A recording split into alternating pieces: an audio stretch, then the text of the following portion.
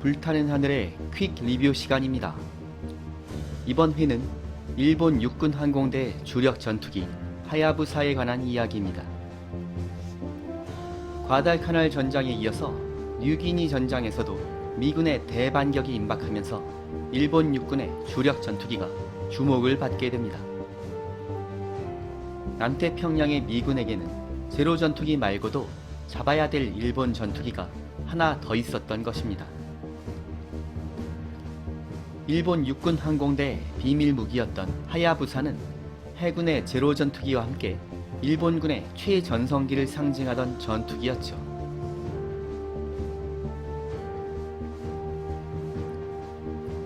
(1937년) 시작된 중일 전쟁에서 일본 육군 항공대는 주력 전투기 키-27을 앞세워서 한 수 아래의 중국 전투기들을 일방적으로 격추시킵니다.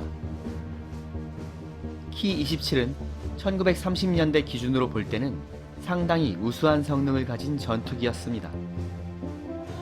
비록 고정식 강착 장치를 가지고 있었지만 뛰어난 기동성으로 중국 전투기들과의 공중전에서 크게 활약합니다.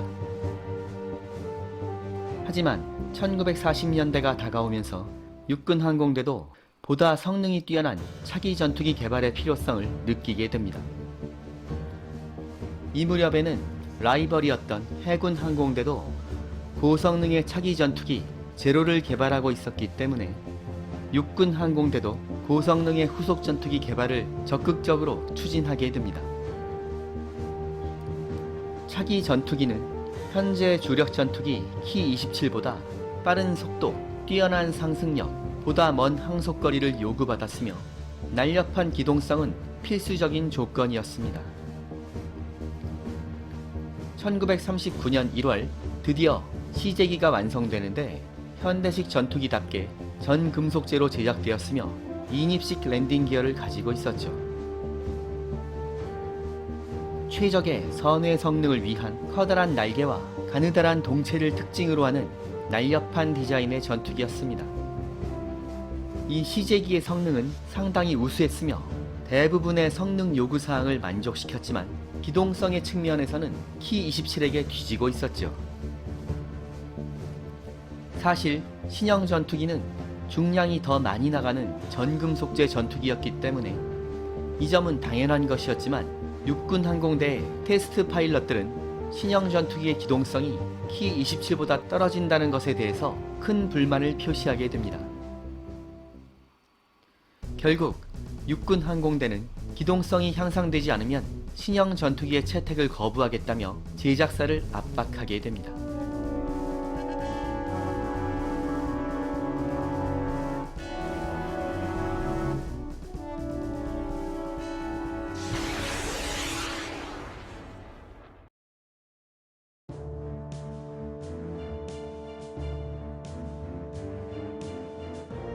한편 전쟁의 위기 속에서 긴장감이 최고조에 달하고 있었던 서부 유럽에서는 라이벌이었던 영국 공군과 독일 공군이 기동성보다는 빠른 속도에 포커스를 맞추고 최신 전투기 BF-109와 스핏파이어를 배치하고 있었습니다.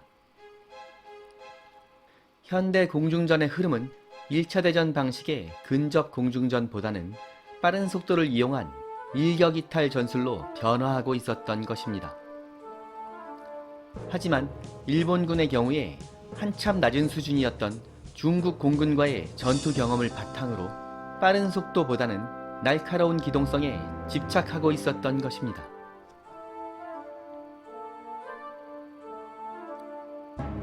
(1939년 9월 11일부터 16일) 사이에 만주와 소련의 접경 지역에서 대치하고 있었던 일본군과 소련군 사이에 우발적인 대규모 전투가 벌어집니다. 지상전에서는 소련의 주코프 장군이 지휘하는 전차 부대가 전선을 압도합니다.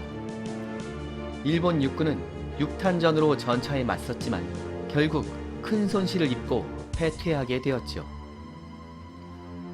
하지만 하늘에서는 일본 육군의 키-27 전투기들이 소련 공군의 I-15, I-16 전투기들과 맞서서 맹활약하게 됩니다. 일본 전투기들은 치열한 공중전에서 400여 대의 소련 공군기를 격추시켰는데 일본군의 손실은 162대였죠. 이 전투에서 양측의 전투기들은 속도와 화력을 이용한 일격이탈 전술보다는 1차 대전 스타일의 근접 공중전을 벌였습니다.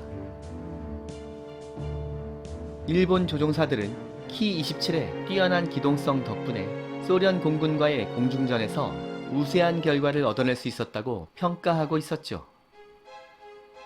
따라서 미래의 공중전에서도 근접 공중전 성능이 좋은 기체가 전장을 지배할 것이며 차기 전투기 개발에 있어서도 뛰어난 기동성이야말로 가장 중요한 포인트라고 주장하고 있었죠.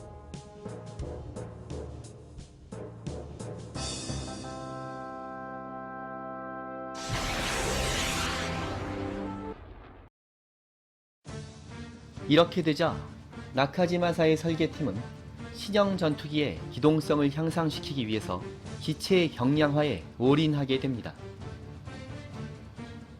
중량 감소를 위해서 고정 무장도 최소화되었기 때문에 기수에 7.7mm 기관총 2정만 장착하게 됩니다.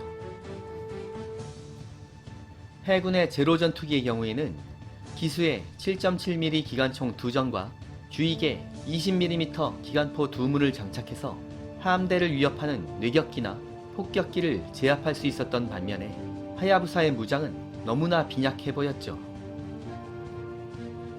하지만 육군 항공대는 신형 전투기의 개발 목표는 오로지 적의 전투기를 제압하는 제공 임무에 국한되기 때문에 7.7mm 기관총 2정이면 충분하다고 생각했던 것입니다.